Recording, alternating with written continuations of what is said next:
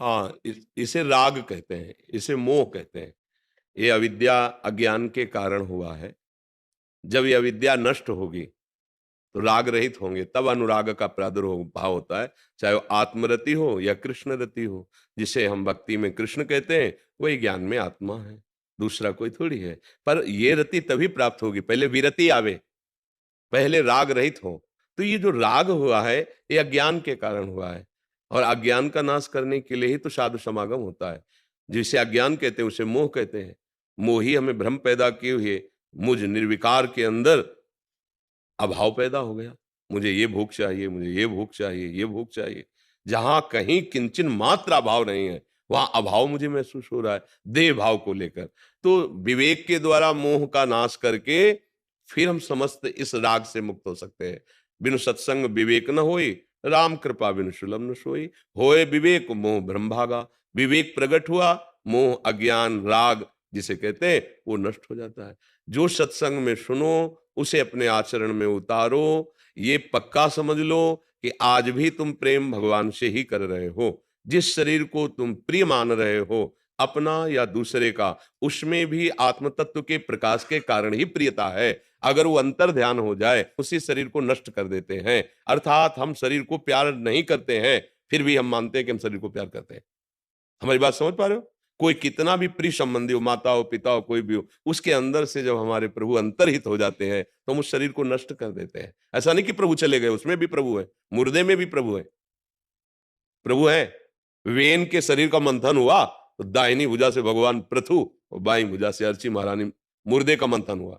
अगर कह दिया मुर्दे में भगवान नहीं, तो कहो सो कहा, जहां प्रभु नहीं, फिर सर्वव्यापी प्रभु का फिर अनादर हो जाएगा। वो हर जगह है, कोई कण ऐसा नहीं जाना हो।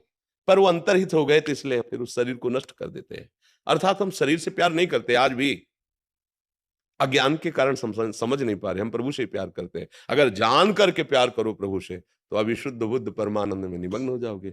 सब प्रभु से ही प्यार करते हैं। मेरी दृष्टि में सब प्रभु में प्रभु से ही प्यार करते हैं, पर वो समझ नहीं पा रहे। समझाने के लिए ही शास्त्र और सदगुरु संत जन है।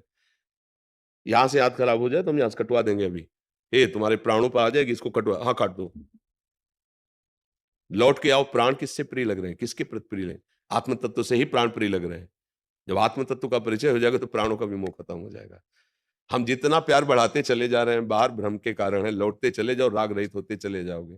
पर थोड़ा कठिन लग रहा है। नाम जप करो निरंतर, नाम जप करो, सत्संग सुनो, शास्त्रों का स्वाध्याय चाहे थोड़ा करो, पर उसका मनन करो। क्या कह रहा है शास्त्र, क्या कह रहा है, और सेवा करो। माता पिता गुरुजन संत, किसी भी जीव की निष्काम भाव से सेवा, सेवा सुमिरन सत्संग स्वाध्याय, तब आइए समाधि। एकांत में बैठ करके उस अपने आत्म स्वरूप को जानने की जिज्ञासा करे, तो गुरु अंदर ही बैठा हुआ है, वो रास्ता बताता चला जाता है। अपने आप से अपने आप को जाना जाता है, किसी करण से नहीं, मन बुद्धि चित्त अहम से नहीं। अपने आप से अपने आप को जाना जाता है। पर बड़ी ऊंची बात है, इसके लिए नाम जप करो, अच्छा खान पान रखो, और अच्छा संग करो। गंदे विचार, गंदा चिंतन, इसको काटो नाम जप से, तब धीरे धीरे समझ पाओगे। समझ पा रहे?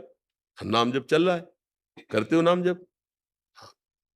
तो आचरण शुद्ध रखना, नहीं तो फिर नहीं बनेगा। गंगा स्नान किया ऊपर, फिर गंदी धूल डाल ली, फिर स्नान किया, फिर बात नहीं बनेगी। स्नान किया तो फिर धूल से बचना है। अर्थात ये जो मायामयी काम क्रोध आदि की ऐसी विचित्र आकर्षणमयी प्रेरणा है कि हम भ्रष्ट हो जाते हैं, उससे अपने को बचाना है। और आप बचा सकते हैं, क्योंकि आप में वो पावर है। मन आपके ही पावर से आपका नाश कर रहा है। आप उसको अनुमति दे देते हैं, सहमति दे देते हैं, हाँ कर देते हैं, ममता किए मन की बात को अपने में मान लेते हैं कि ये मेरी बात है, मुझे भोगना है, मुझे चाहना है, यही हार जाते हैं। अगर आप ये देखें मन की चाल है, तो आप उस पर शासन कर सकते हैं।